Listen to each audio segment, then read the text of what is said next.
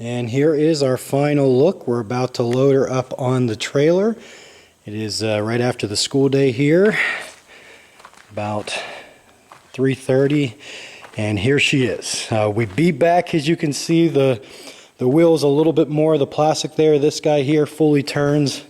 As you can see, he's pretty bent up, but I was able to get that kind of sharp piece that was hanging over that I was afraid was going to just get bumped in a little bit and flatten the tire up. Get that in, so it's pressed in really as good as possible, and hopefully, you know, at least that wheel rolls for a while.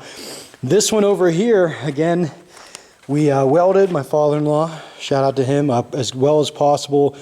The rim was off the front wheel that I was spinning on, so you can see I beat it back a little bit, so the wheel should turn, the tire turn on the rim that doesn't turn, not only because it's welded, but that wheel didn't turn to begin with. And you can see we popped the trunk lid off. That is all that is left of our trunk. But again, she's picked up and in a little, and I beat a little bit down. They're usually a little picky about your pre-ram vehicles. I didn't want to like crunch it all the way down, but that should be good anyways. And yeah, the back end, even though it doesn't look like much, I mean, that sheet metal there is probably tougher than it was stock. The door didn't do anything with because I didn't want to crease it out and kind of weaken it, but fuel lines, again, just zip tied. We ran them in, both the main fuel line and then the kind of overflow. You can see a little bit precarious, if you will, the fuel line. I'm still running the stock fuel line, power cord that is, and it's run off of that ran back here into where the fuel cell was. So I just pulled apart the tape on that and ran it over here, had no space. Again, shout out to Hudson, helped me bolt down the tank, as well as you can see we shifted the battery box, so it's up there. So that is good to go. You see my seat. It is broken pretty bad, like it won't even go forward, but I was able to put 2 ratchet straps behind it there on the kind of door divider between the front and back door, and I ran them up and they're anchored here. So not only do I have kind of a nice little armrest, but the seat's as erect as possible, close to kind of how I had it to start, and it shouldn't move, maybe a little bit as I'm getting banged around. And again, other than that, everything's stock. I think I'm going to throw the GoPro up top. Whenever we get there, I'll just drill 2 holes just off the center there and use zip ties. Hopefully don't lose it. But again, up front, didn't do anything here other than the bumper. The wheels, though, just put that tire on there. Got a little bit of a lean to both of them, and this one didn't seem to be firing as hard as that one. But again, if we can keep the front end clean, she's still running. Pull up here, show underneath. Again, the core support, all sorts of beat up. But again, this guy here, it is solid. I would argue it is a better front bumper rebar than we had before, and the core support's just there for support. Zip tied this little guard here. So again, my looped water, I filled that up, probably about a cup of fabric softener as well as water. So hopefully that, you know, stays on there, but also it's going to keep us as cool as possible. And some people, you know, they do that from the get-go. So this radiator is just kind of dead space up here. And just zip tied that kind of like fuse box there. It's like a small one that everything's run off of. Otherwise, everything else is stock. So that is her. As I mentioned, we're loading her now. I'm just hoping this weld holds to get me on and then there and off the trailer. I think I'm actually going to put like a block or maybe even the stand there underneath this corner just so it's not sitting and kind of bouncing, but I'm not sure if I can do that. Maybe a couple boards put underneath there just so once it's on the trailer, it takes kind of some of that weight off of that until I get there. Just hoping she holds for that long. And then once we're in the pit, who knows? Hopefully we have some fun. Hopefully maybe even a smaller derby, smaller track. Maybe find a way to get down to the top 3. We just missed it last time, but this is her. So we're loading her up. Hopefully have some fun. She was a good derby car.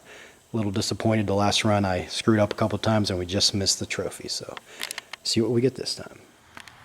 All right, hello everyone out there tuning in, and here is our Nissan Altima after its second run. We're not the day after, we're 2 days after. It was on a weekday, Tuesday, and yesterday we had flag football and it was raining most of the day. So still wanted to do, though, the final look of her. You can see she is half the car she used to be.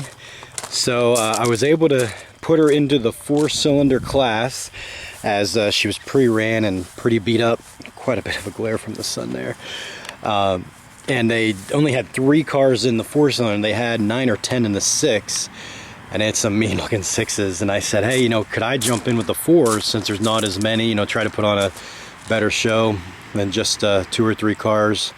And excuse me, and you know, I am a 4-cylinder and I'm technically shrunk down from where I am originally. And they said, yeah, that's all right. I said, and you're technically just outside that class, but with your current situation and everything else with the car count, yeah, let's do that. So had a lot of fun, as you can see back here.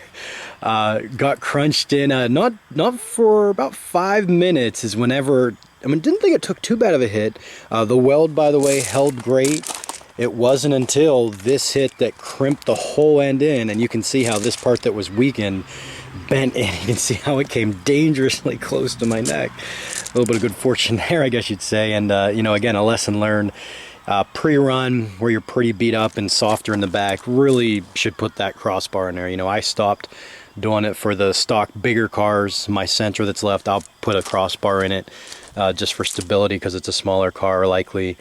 But yeah, that held, the weld held until she got crumped in. And it was actually during that red flag, while they were getting the tire off, one of the flagmen walked by and he said, hey man, you're pressed right up to your seat. Like, it's really to the point where it's not really safe. And I said, well, let me go nose forward the rest of the way. I said, I'll keep the back end of the barrier, in essence, flip around what I had been doing, you know, keeping the front to the barrier and just kind of making runs and having a good time out there. And he said, all right, man, I mean, you know, if you get one more hit, we're going to have to stop you on the back. So just went nose forward and was going around. And it was shortly after that, the 2 other guys were starting to get hot and heating up. And then it was just Carl and I, and he gave me some licks. The car was still running at the end. The crazy part, again, if you watch the first part of this video, which I'm going to tag this on to just the back part, the fuel line, I just ran up through that hole that was there when it took the cap off and the fuel cell was sitting there. I just ran it up through, so right here it comes up like it normally does, and I just ran up through, put my fuel line on.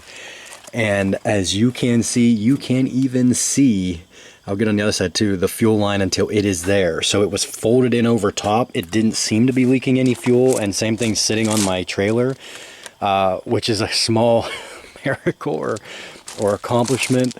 But again, fun time. I think it was maybe 10 minutes was the total length. Again, there was only 4 cars before I was nose forward at the end, still running, went down this tire again. The right front was still gone, but I was to the point where I was still running, but I was barely moving, and Carl, who was the last car left, was slamming me. And you can see he put it up to the battery box, and I was like, yeah, I have nothing left. And Carl's car was still, I mean, he was fresh, he had no damage. So I was like, yeah, I waved at Carl. I said, yeah, man, I broke the stick. Said, good run, man, I ain't got nothing for you. And up front, you know, again, I was nose forward the last 5 minutes, so I'm not sure when it creased, but you can see our rebar crease.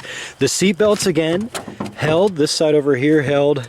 This side here, see how she's still within the belt. And we'll pop the hood now and show that, what we have left. And again, this tire is still holding through 2 derbies and a bunch of shots, still holding there. So we'll pop the hood here. And here, as you can see with the hood up, we are pressed the core support even past the frame rails now up front. She's all the way back in. Again, that's the stock converter still there. The looped radiator line did hold. I'm sure I was evaporating water pretty quick toward the end, but again, it was still running. It kind of got hot about 5 or 6 minutes in, and at first I thought, oh man, I think my engine might be dying out. But then it kind of got like a second wind, and going forward, I was able to drive around and still make some hits. And you know, the other 2 cars went out, and then it was just Carl and I for about 2 or 3 minutes, and then I tapped out. But you can see here, it's pressed all the way in. The belt's still there, and again, she was still running. I actually drove out of the pit.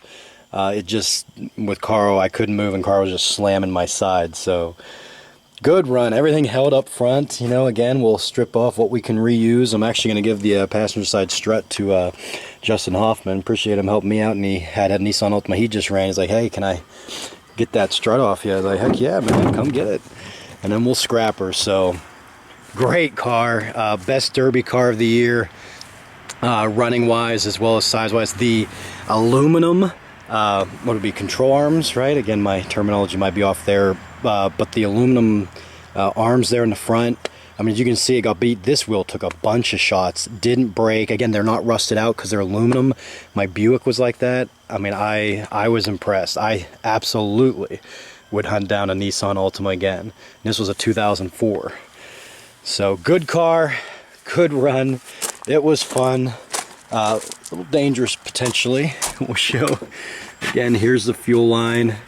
And then it disappears as it was folded over. It's actually the biggest surprise. Again, I use the stock wiring, and you can see how somehow when that went in, the wire was just under it, and then the rest of the wire that I had taped off there kind of came in with that body. I had it just zip tied, but it didn't cut through my power cord there for my plug for my stock fuel cells. I was running the stock plug. So again, a little bit of good fortune there. I'm not sure. I mean, I might even have went out as the first car, but she held. So good time. The seatbelt worked as well. It was actually nice to have an armrest. I might actually do that from now on. Have an armrest as you're backpedaling, and it's a good time. So good car. Time to scrap her. But a good show and a good time.